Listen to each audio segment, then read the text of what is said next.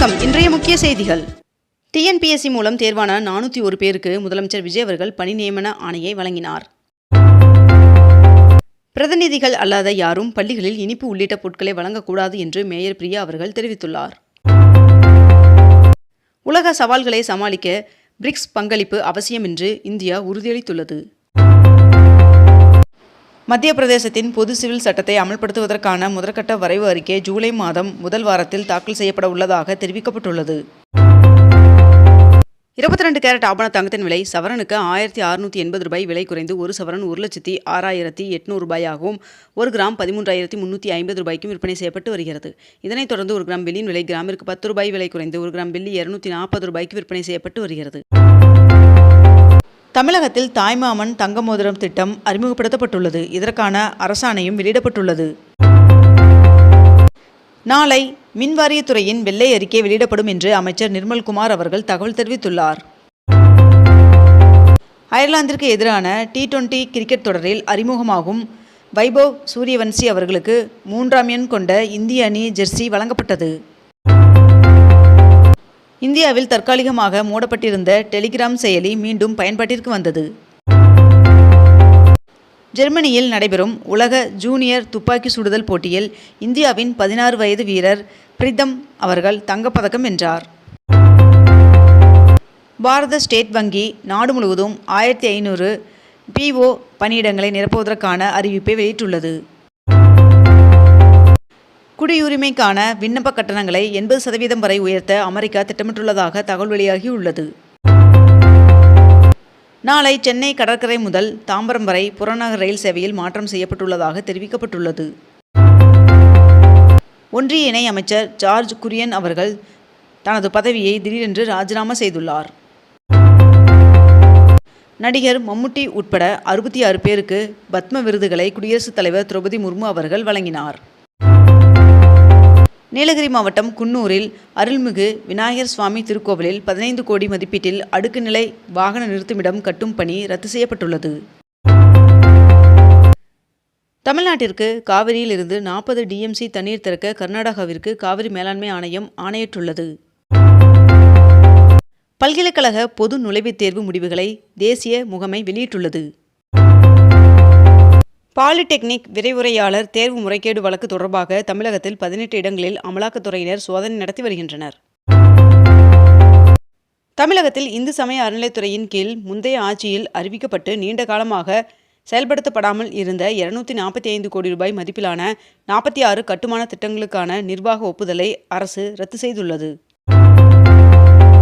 தமிழகத்தில் டாஸ்மாக் பற்றிய முதலமைச்சர் விஜய் அவர்களின் பேச்சிற்கு திமுக உறுப்பினர்கள் எதிர்ப்பு தெரிவித்துள்ளனர். ஜூலை 1ஆம் தேதி முதல் மின்கட்டண உயர்விற்கு வாய்ப்பில்லை என்று மின்வாரியம் தகவல் தெரிவித்துள்ளது. சட்டப்பேரவை தேதி குறிப்பிடாமல் ஒத்திவைக்கப்படுவதாக சபாநாயகர் அறிவித்துள்ளார்.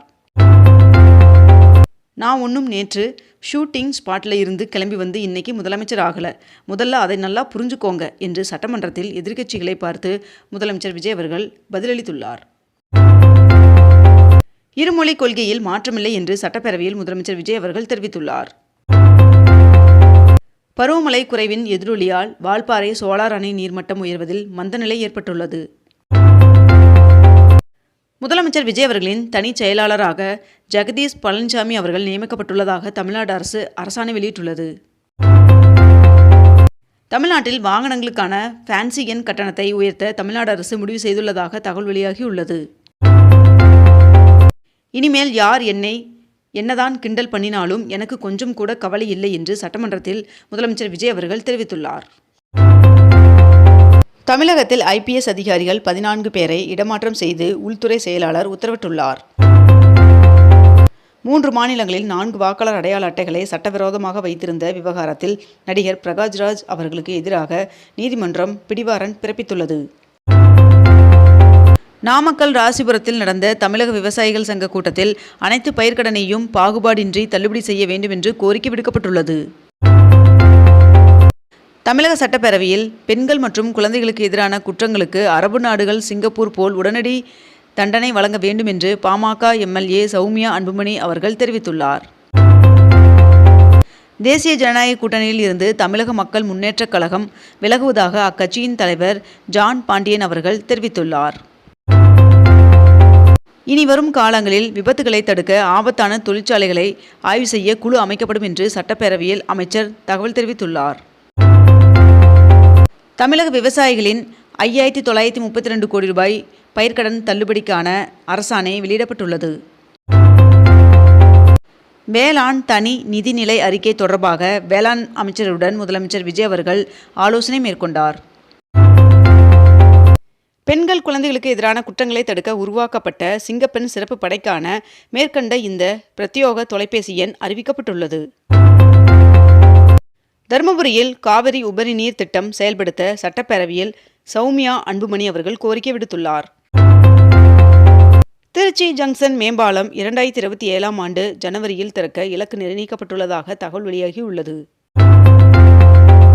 தமிழக அரசு பள்ளிகளில் உள்ள 1214 தலைமை ஆசிரியர் இடங்கள் உட்பட 18,107 காலி பணியிடங்களை உடனடியாக நிரப்ப தவேக அரசை தமிழக பாஜக தலைவர் நயினார் நாகேந்திரன் அவர்கள் வலியுறுத்தியுள்ளார். சென்னையில் உரிமம் பெறாமல் நிறுவப்பட்ட 16 விளம்பர பலகைகள் அகற்றப்பட்டு 2,10,000 ரூபாய் அபராதம் வசூலிக்கப்பட்டுள்ளதாக தெரிவிக்கப்பட்டுள்ளது. விருத்தாச்சலத்தை தனி மாவட்டமாக அறிவிக்க வேண்டும் என்று பிரேமலதா விஜயகாந்த் அவர்கள் வேண்டுகோள் விடுத்துள்ளார். தமிழ்நாட்டில் உள்ள அனைத்து கேந்திரிய வித்யாலயா பள்ளிகளிலும் தமிழ் மொழியை கட்டாய பாடமாக சேர்க்க வேண்டும் என்று வலியுறுத்தப்பட்டுள்ளது. ஒன்றிய ஆயுஷ் அமைச்சக செயலாளருக்கு மேலும் 1 வருடத்திற்கு பதவி நீட்டிக்கப்பட்டுள்ளது. நாடு முழுவதும் 5,978 கோடி மோசடி செய்யப்பட்ட விவகாரத்தில் ஹீரோ குழும நிறுவனரின் 159 கோடி ரூபாய் மதிப்புள்ள சொத்துக்களை அமலாக்கத்துறை ஏலம் விட்டது. மேகதாது விவகாரம் தொடர்பான உரிமை மீறல் பிரச்சினையில் பேச அனுமதி வழங்காத காரணத்தால் சட்டப்பேரவையில் இருந்து அதிமுக உறுப்பினர்கள் வெளிநடப்பு செய்தனர். புதுச்சேரி ஜிப்மர் மருத்துவமனை 500 குழந்தைகளுக்கு ரோபோட்டிக் அறுவை சிகிச்சையை வெற்றிகரமாக செய்து முடித்து புதிய மைல்கல்லை எட்டியுள்ளது. தூத்துக்குடி மாவட்ட அரசு தொழிற்பயிற்சி நிலையங்களின் ஜூன் 30ஆம் தேதி வரை நேரடி மாணவர் சேர்க்கை நடைபெறுகிறது. 18ஆம் ஆண்டில் அடியெடுத்து வைக்கும் SDBI கட்சிக்கு திமுக தலைவர் மு.க. ஸ்டாலின் அவர்கள் வாழ்த்து தெரிவித்துள்ளார். தேனி மாவட்டம் கும்பக்கரை அருவியில் 29 நாட்களுக்கு பிறகு சுற்றுலா பயணிகள் குளிக்க இன்று மீண்டும் அனுமதி வழங்கப்பட்டுள்ளது. அமோனியா கசிவால் உயிரிழந்தவர்களுக்கு முதலமைச்சர் விஜய் அவர்கள் இரங்கல் தெரிவித்துள்ளார். மேலும் உயிரிழந்தவர்களின் குடும்பத்தினருக்கு தலா 2 லட்சம் ரூபாய் நிவாரணம் அறிவிக்கப்பட்டுள்ளது. இத்துடன் இன்றைய தலைப்புச் செய்திகள் நிறைவடைந்தன. மேலும் இதுபோன்ற அண்மை தகவல்களை உடனுக்குடன் தெரிந்து கொள்ள அக்னிபூ சேனலை சப்ஸ்கிரைப் செய்து கொண்டு தொடர்ந்து இணைந்திருங்கள். நன்றி, வணக்கம்.